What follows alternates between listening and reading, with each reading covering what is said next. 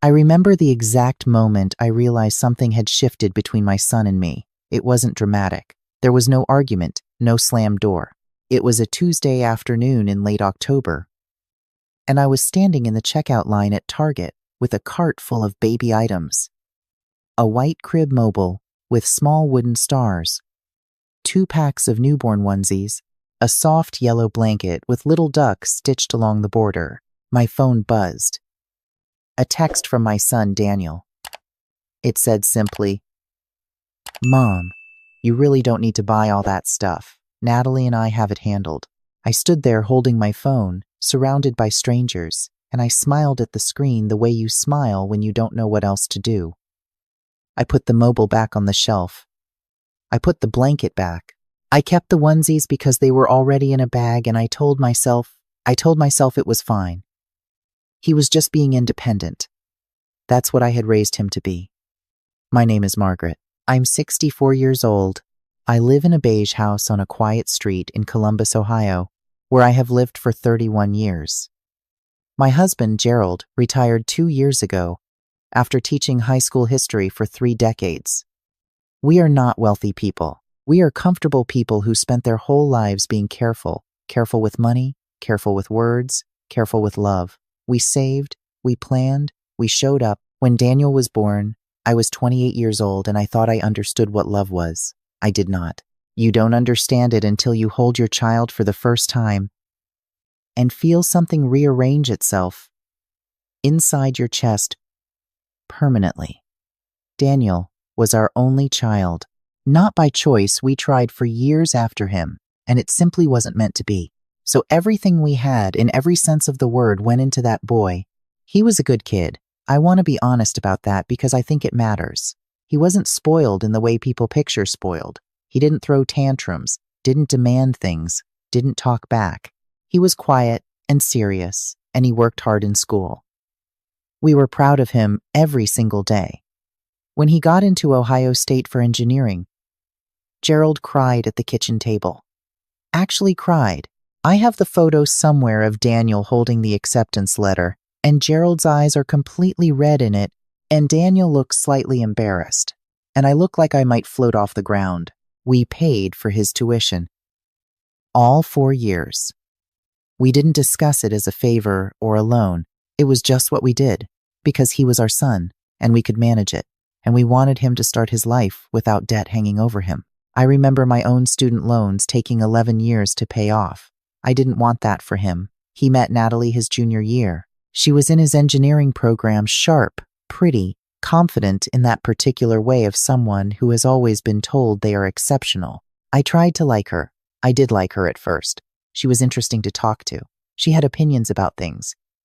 Gerald thought she was a little cold, but I told him he just needed time to get to know her.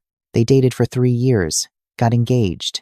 We celebrated at a restaurant downtown, just the 4 of us, and it was a nice evening. I remember Natalie's ring was very large. I remember thinking that, and then immediately feeling guilty for thinking it.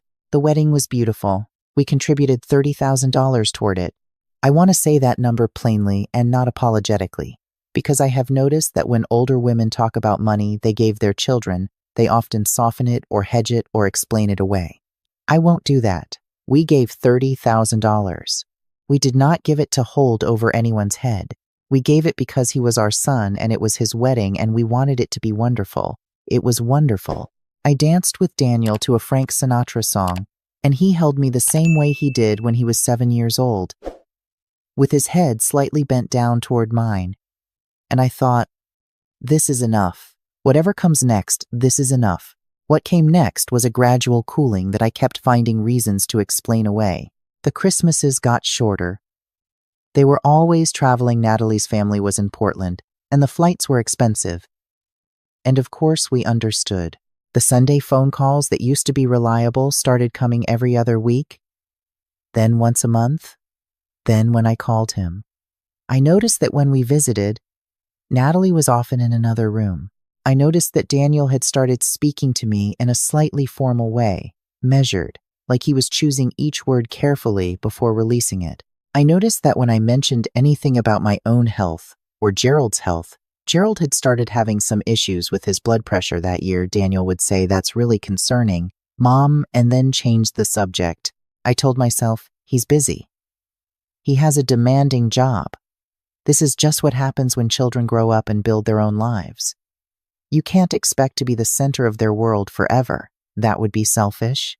I am telling you this so you understand that I was not a difficult mother-in-law. I was not the kind who called too much or showed up unannounced or criticized how they kept their house. I stayed in my lane. I gave them space. I waited to be invited in. When Natalie got pregnant, I heard about it through a group text.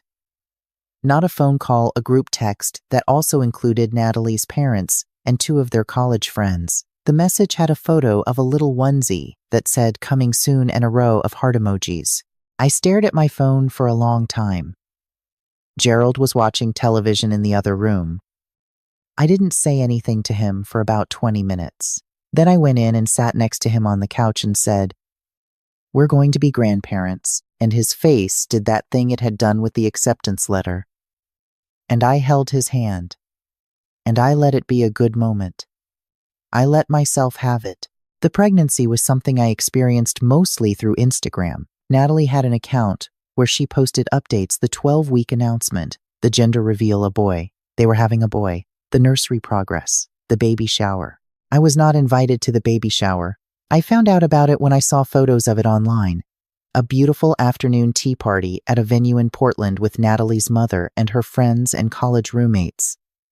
Pink and white flowers everywhere, a diaper cake on the table. I recognized the venue from the photos because I had looked it up once when Gerald and I were thinking about visiting Portland. I called Daniel that evening. I kept my voice very steady. I said, "I saw the photos of the shower. It looked lovely." There was a pause, and he said, "Yeah, it was really nice. Natalie's mom planned it." Another pause.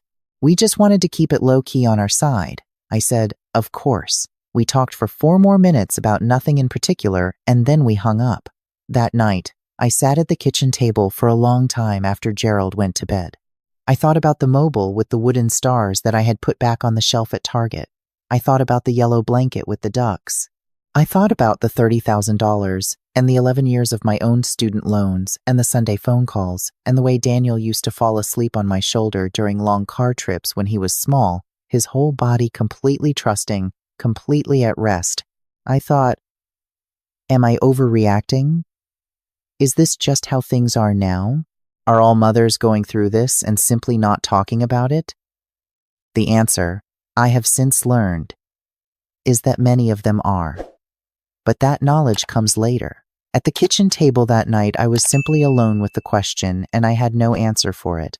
Gerald and I had already made plans. We had already asked, early in the pregnancy, what their hopes were for when the baby arrived, whether they wanted us to come out to Portland, whether they'd prefer to come here to Columbus. Daniel had said in that measured voice, "We'll figure it out closer to the due date."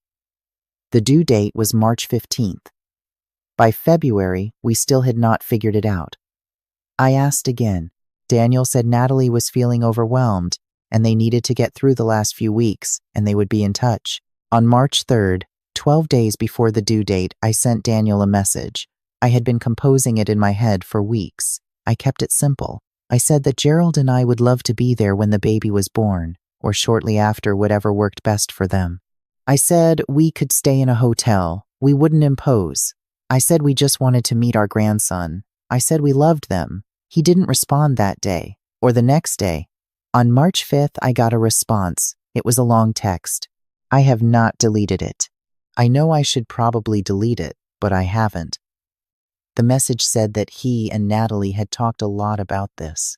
It said they had decided they wanted the first week to be just the 3 of them, as a family unit. It said Natalie's mother would be coming out for the second week to help with recovery and the adjustment period. It said that after that they would figure out a time for us to visit. It said he hoped I understood, and that this wasn't personal, and that it was just about what Natalie needs right now. I read it twice. Then I set my phone down on the kitchen counter, very carefully, as if it were fragile, or as if I were. Gerald was in the garage. I went out and stood in the doorway and watched him for a moment before he saw me. He was organizing some boxes, the way he does when he doesn't know what else to do with his energy. When he looked up and saw my face, he put down the box he was holding. I didn't need to say much. I read him the text. He stood there and I watched him go through several emotions in quick succession: confusion, then hurt, then that particular expression that had no single name, but that I recognized as the face he made when he was trying not to show me how much something had landed. We stood in the garage for a while without speaking. Then I said, "I need you to know what I'm thinking about doing, and I need you to tell me if you think I'm wrong." I told him. He was quiet for a moment. Then he said, "I don't think you're wrong." 3 years before the baby was due, Gerald and I had made a decision together. We had been thinking about the future, about retirement, about what we wanted the next chapter to look like. We had set aside a significant amount of money specifically for our grandchildren, a college fund essentially, though we hadn't formalized it yet. $60,000, built over years, invested carefully, sitting in an account that we had mentally labeled as belonging to the next generation of our family. We had also recently refinished the basement of our house, put in new flooring, a proper guest bedroom, a small sitting area with the specific and spoken intention of having a place for Daniel's family to stay when they visited. That renovation had cost us $14,000. I also had, in a cedar box in the top drawer of my dresser, a quilt that my mother had made when Daniel was born, hand-stitched, white and blue, with a pattern of small bears along the border. My mother had died 6 years ago. It was the last significant thing she had made. I had been saving it for Daniel's first child. On the morning of March 15th, the due date, I received a text from an unknown number that turned out to be Natalie's mother. It said, "Baby arrived safe this morning. 7 pounds 4 ounces. Mother and baby doing well. Daniel will be in touch when they're settled." I sat with that text for a long time. I did not respond to it. Instead, I got up from the kitchen table, walked to the living room where Gerald was sitting with his coffee, and I said, "He's here." Gerald's eyes filled up. He nodded. We sat together for a moment. Then I said, "I'm going to make some calls today." The first call was to our financial advisor. I explained that the account we had designated for our grandchild's future, the $60,000, needed to be reclassified. Not withdrawn, not spent, just redirected. She asked me if I was certain. I said I was. She said she would take care of it. The second call was to my sister in Cincinnati. I told her what had happened. She was quiet for a moment, and then she said, "Oh, Maggie." That was all she said, but it was enough. I did not call Daniel. I did not text him. I did not send a message congratulating them, or asking for a photo, or expressing any of the things that were moving around inside my chest like something trying to find a way out. I was not cold. I was not performing anything. I was simply absent, the way they had made me absent. Quietly and completely. Gerald and I went about our day. We had lunch. We took a walk around the neighborhood, the way we always did on good weather afternoons. The cherry trees on our street had just started blooming. Gerald held my hand. We didn't talk about it much. There wasn't much to say that we hadn't already said. That evening, 14 hours after the baby was born, my phone began to ring. The first call was from Daniel. I let it go to voicemail. The voicemail said, "Mom, hey, I wanted to let you know that Benjamin is here. He's healthy. Natalie is doing well. I'm sending you some photos. Give me a call when you can." I looked at the photos. Benjamin had Gerald's forehead. He had that particular newborn expression of complete bewilderment, as if the world was a great deal more than he had been led to expect. He was wrapped in a hospital blanket, the standard blue and pink striped kind, not the quilt that was still in the cedar box in my dresser drawer. I did not call back that night. The next morning, more calls. 3 from Daniel. 1 from a number I didn't recognize. I assumed Natalie's mother again. A text from Daniel that said, "Mom, is everything okay? Please call me." Another text. An hour later. "Dad, Can you call me? I'm trying to reach Mom. Gerald looked at me. I said, I'll call him today. I did call him. On the third day, I waited until the afternoon. When I had finished my coffee and read the paper and done the dishes, and felt settled enough in myself to speak clearly, he answered on the first ring. He said, Mom, I've been trying to reach you for 2 days. Is everything okay? Is Dad okay? I said, Your father is fine, I'm fine. A pause. Okay, he said. Okay, good. I was worried. Another pause. Did you get the photos? I did, I said. He's beautiful. He really is. His voice softened the way it always did when he wasn't performing composure. Mom, I want you to meet him. I know, I said. Silence. I know the timing wasn't he started. Daniel, I said. I need to tell you something. And I need you to just listen for a moment. He was quiet. I told him, calmly and clearly, that Gerald and I had spent a great deal of our lives showing up, that we had been present for every important moment we were permitted to be present for, that we had given, financially and emotionally, in every way that was asked of us, and in many ways that were never asked because we simply did it. I told him that when I received Natalie's mother's text informing me of my grandson's birth, not his call, her text something had clarified for me. I told him about the account. I didn't frame it as punishment. I told him the truth, that I had redirected those funds because I needed to make decisions based on reality rather than on hope, and the reality was that I did not know what role Gerald and I were going to play in this child's life, and it didn't make sense to plan a financial future around a relationship we weren't sure we had access to. I also told him about the basement renovation and what it had been for. I told him all of this without my voice breaking, which surprised me. I had expected it to break. When I finished, he was silent for a long time, long enough that I checked my phone to make sure the call was still connected. Then he said quietly, Mom, I didn't know you felt this way. And I said, I know you didn't. That's the part that has been hardest for me to sit with. Another silence. The money he started. This is not about money, I said. The money is just the version of this that has a number attached to it. I heard him exhale. I heard something in the background, a small sound, a newborn settling, and my whole chest contracted. I need to talk to Natalie, he said. Okay, I said. And then I need to talk to you again. Both of you. Can I call you and Dad tomorrow? Yes, I said. We'll be here. We hung up. I sat in the kitchen chair for a while.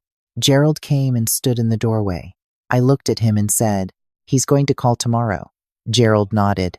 He came and sat across from me, and we looked at each other for a moment the way you look at someone after 36 years of marriage. Which is to say, without needing to say much, the call the next day lasted almost 2 hours. I am not going to tell you it was easy. It was not easy. There were long stretches of difficult silence.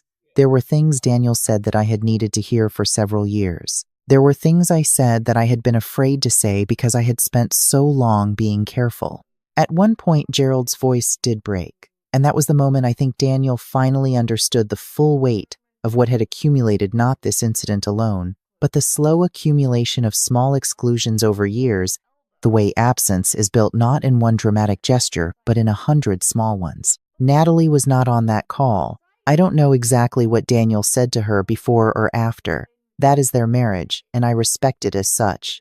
What I know is that 3 weeks later, Gerald and I drove to the Columbus airport and got on a plane to Portland. Daniel met us at the baggage claim. He looked tired in the way new parents look tired, scraped down to something more honest than usual. He hugged me first, and he held on for a moment longer than he normally did, and I let him. The drive to their apartment was quieter than I would have liked. Natalie was home with the baby. She was polite when we arrived, genuinely polite, I thought, not performing it. She looked tired too, and younger somehow than she usually seemed. She was sitting on the couch nursing Benjamin when we came in, and she looked up and said, "Hi, Margaret," and I said, "Hi, sweetheart," and I meant it. And then Daniel brought him over to me. I am 64 years old. I have held a lot of things in my life, grief and joy, and the particular weight of decades. I have held my son when he had nightmares, and when he graduated, and when he danced at his wedding. Nothing had prepared me for the weight of this particular small person, 7 weeks old by then, looking up at me with Gerald's forehead and what I was already beginning to think were my mother's eyes. Gerald made a sound I had never heard him make before. A soft, undone sound. I held Benjamin for a long time. Nobody rushed me. Later, when the baby was sleeping, Daniel and Natalie and Gerald and I sat at the kitchen table and had the kind of conversation that is hard to have and necessary to have. Natalie said some things I hadn't expected her to say that she hadn't understood, that she had been focused on her own anxiety about becoming a mother, that she hadn't considered what it would feel like from our side. I don't know if everything she said was everything she truly felt. I am 64. I have learned that you rarely get the full picture of another person's interior life, but I believed that she was trying. I said that I was not interested in keeping score, that I had done what I did not as punishment but as an act of self-respect, and that what I wanted, all I had ever wanted, was to be present. Not in the way that intrudes, not in the way that smothers, but in the way that simply shows up. The way I had always shown up. Daniel said, "I know, Mom. I know you have. We stayed for 5 days. It was not perfect. Old patterns don't dissolve in 5 days, and new ones don't form quickly either. There were moments of awkwardness. Moments where I could feel everyone navigating something carefully. But there were also moments, many of them, where it was simply us, in a kitchen in Portland, passing a baby around, and Gerald was laughing at something Daniel said, and Natalie was showing me where she'd painted an accent wall in Benjamin's room, and I was standing in a doorway watching my family. I have thought a lot, in the months since, about what I would tell another grandmother going through something similar. I know there are many of us. I have heard from enough of them in comments, in messages, in the parking lot after church to know that what happened to us is not rare. The specific details change, but the shape of it is remarkably consistent. Parents who gave everything, children who drifted, spouses who created new gravitational fields, and the quiet, devastating experience of finding yourself on the outside of a life you helped build. I don't have a clean lesson to offer. I have thought about whether Gerald and I made mistakes, whether giving so much, so freely, communicated something we hadn't intended to communicate, whether we raised a son who assumed our presence was guaranteed and therefore stopped valuing it. I think about this honestly, and I think the answer is probably yes, some, not everything, but some. That is an uncomfortable thing to sit with. I sit with it anyway. What I know is that doing nothing would not have preserved the relationship. It would have preserved a version of the relationship, the version where I smiled at my phone in the Target checkout line and put the blanket back on the shelf. The version where I received a stranger's text announcing my grandson's birth and said, "Thank you." That version was already a loss. I just hadn't named it yet. Naming it clearly, calmly, with specifics and without cruelty, was the only thing that created any possibility of something different. Benjamin is 4 months old now. He has learned to smile, and he deploys it without discrimination at Gerald's face, and at the ceiling fan, and at the wooden star mobile that I found again at Target and bought on a second visit and shipped to Portland before we flew out. It arrived the day before we did. It was hanging over his crib when we got there. Natalie thanked me for it.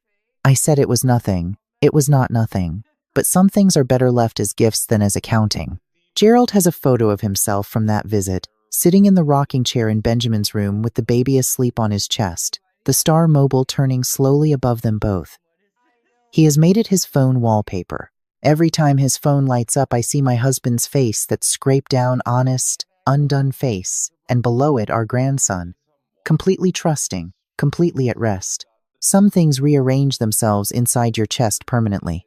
I am still learning which ones those are.